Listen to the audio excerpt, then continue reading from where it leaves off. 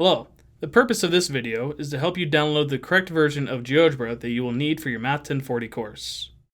From the Math 1040 Canvas page, scroll down until you see in the second blue bar a link for GeoGebra guides.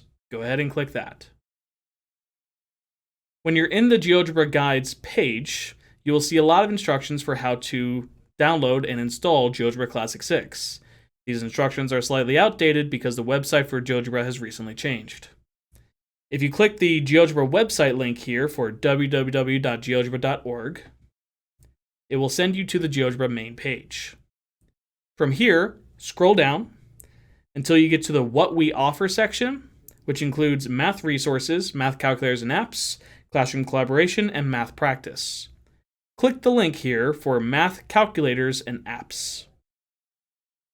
From this page, we are going to scroll down to near the bottom of the page, past what the listed apps that are there, past Classic 5, until you find near the bottom an option here that says Installation Options, and a button below that for All Download Options. Go ahead and click that link for All Download Options. This will list a lot of the GeoGebra versions, including GeoGebra Classic 6, the one that we are looking for. Scroll down until you find the GeoGebra Classic 6 version, which should be shortly after the GeoGebra 3D Graphing Calculator.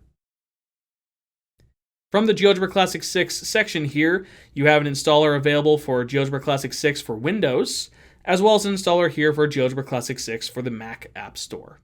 Click whichever link is more appropriate for your device, and the installer will be added to the download queue. Once this is installed, you will run the installer and install that onto your device as an offline version of GeoGebra Classic 6. For me, since I already have this installed, it will not fully install, but it will still show the GeoGebra logo eventually, and I will get access to the GeoGebra Classic 6 option that we need for Math 1040.